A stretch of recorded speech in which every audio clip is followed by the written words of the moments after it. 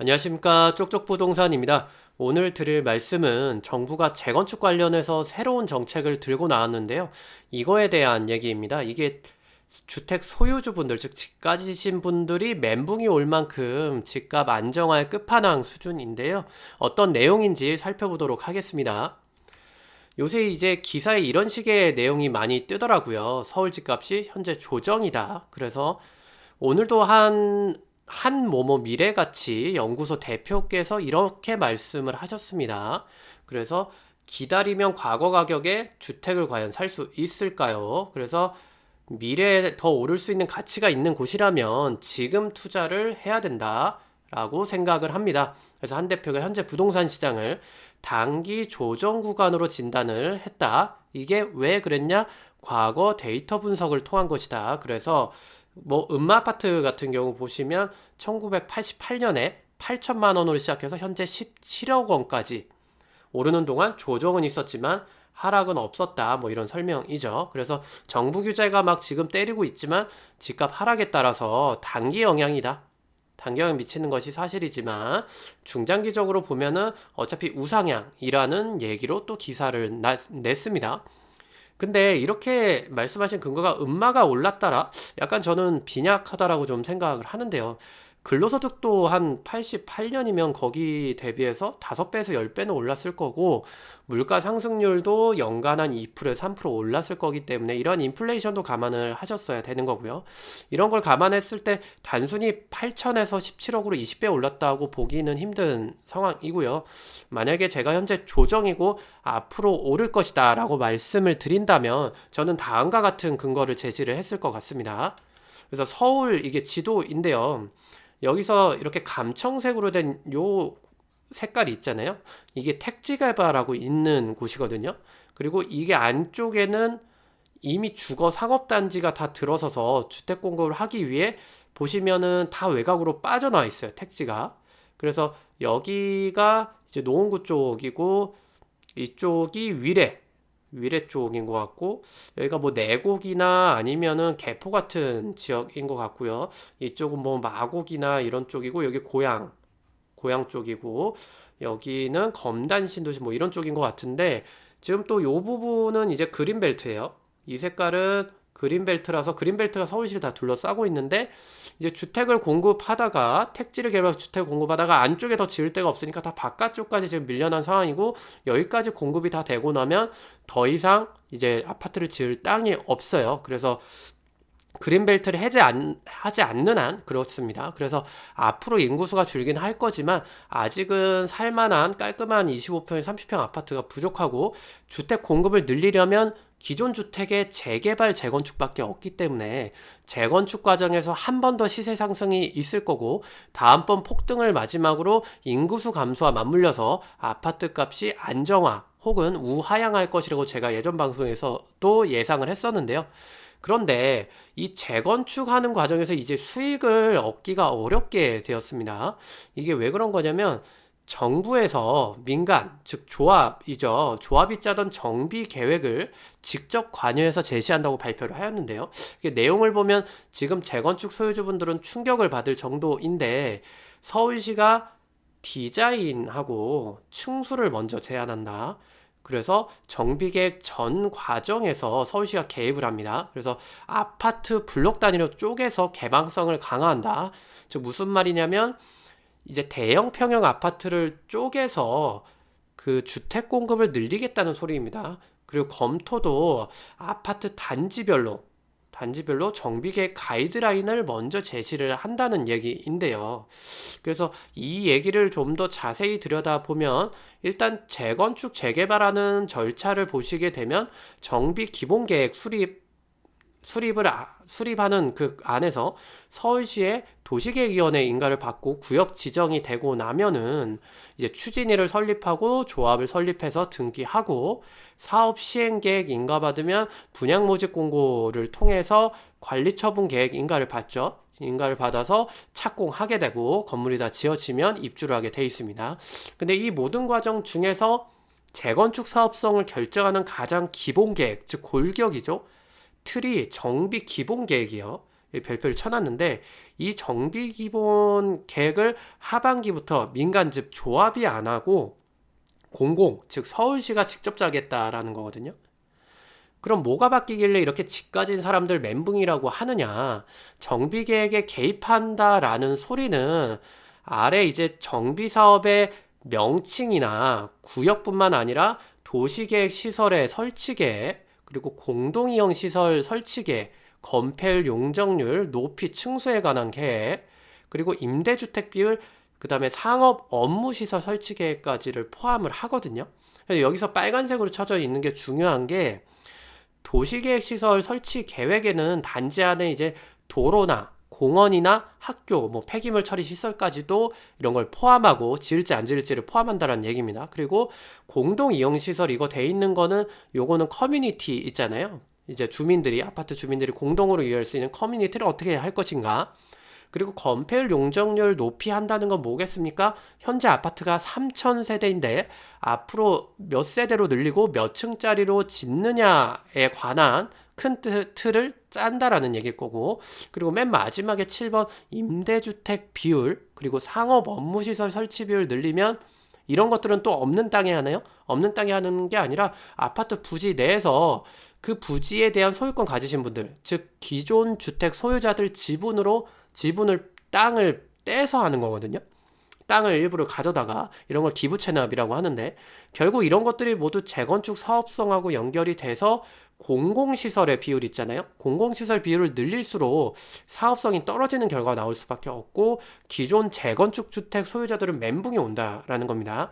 이게 잘 안 와닿으실 수도 있어요. 그래서 잠실 주공 5단지 사례로 좀 설명을 드리겠습니다. 그래서 잠실 주공 5단지 보시면 서울시가 채택한 이제 그 건축설계 현상공모 당선작을 보면 단지를 반으로 가르게 돼 있어요. 이제 단지 내 이게 도로를 신설하게 돼 있는데 이게 4차선, 왕복 4차선 큰 도로가 신설이 됩니다.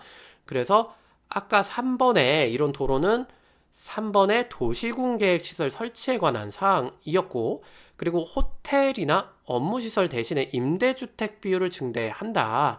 늘려서 현재 3,930세대를 6,700세대, 거의 2배 가까이 되죠. 6,700세대까지 엄청나게 늘리고요. 이것이 7번 임대주택이나 상업 업무시설에 관한 비율입니다. 그리고 50층을 몇 개 동으로 할지, 그리고 35층을 몇 개 동으로 할지 하는 것은 5번의 건폐율이나 용적률 높이에 관한 이런 것들이거든요. 그리고 용적률을 법정 상한선인 준주거지역 500% 적용하겠다. 이것도 현재 법적으로 허용되는 선에서 최고층까지 높이겠다라는 얘기거든요.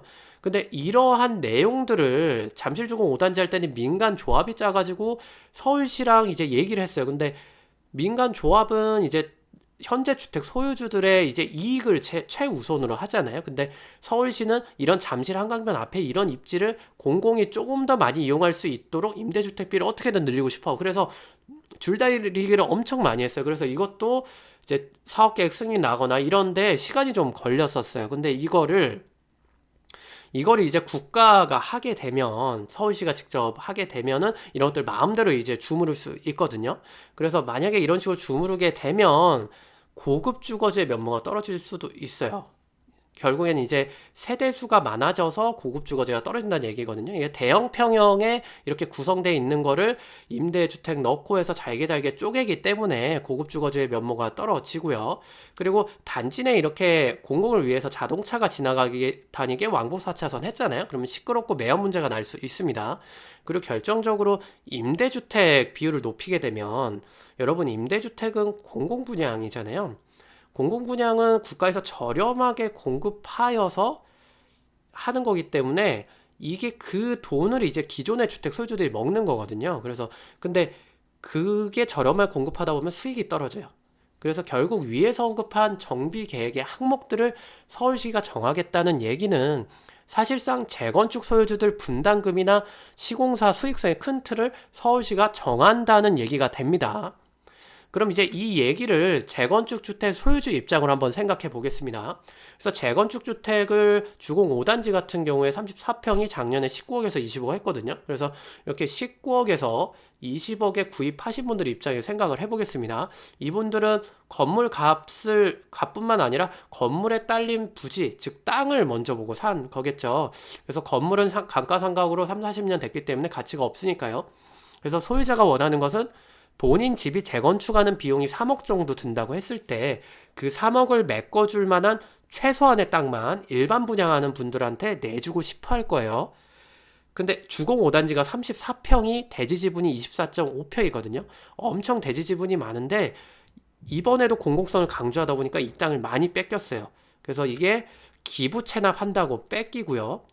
그리고 임대주택 만든다고 또 뺏기고, 그리고 민간 분양 신규 세대 들어온다고 뺏기거든요. 그래서 남는 땅이 적어집니다. 남는 땅이 적어지고, 그리고 특히 기부 체납은 보통 10%에서 많으면 15% 정도 작거든요. 일반 재건축 단지가. 근데 제가 알기로 주공 5단지가 20%까지 기부 체납을 많이 했어요. 많이 하는 대신에 여기다가 35층 레벨 제한 없애고 높이 제한 없애고 50층으로 종상향해서 좀 가치를 높이겠다 이렇게 해서 서로 딜한 걸로 알고 있습니다. 서울시랑. 그래서 층수 제한 35층 제한 뚫고 그래서 사업 계획 승인을 받았던 걸로 알고 있어요. 그리고 이제 임대주택 같은 경우는 아까도 말씀드렸지만 민간 분양처럼 고분양가를 받을 수가 없어요. 그래서 결국 땅은 떼어주는데 그것만큼 돈을 제대로 못 받는다라는 얘기거든요. 결국 이제 비싸게 주고 산 땅 다 뺏기고 남은 것은 본인이 가지고 있는 신축 아파트 한 채뿐밖에 될 수가 없습니다. 이러니까 재건축 주택 소유주분들은 약간 좀 머리가 좀 아프실 겁니다. 그리고 재건축 주택 구입 고려하시는 분들도 일단은 서울시가 어떻게 정비 계획을 짜는지 내가 대형에서 고급 재건축하는 안으로 이렇게 추구를 하고 싶어요.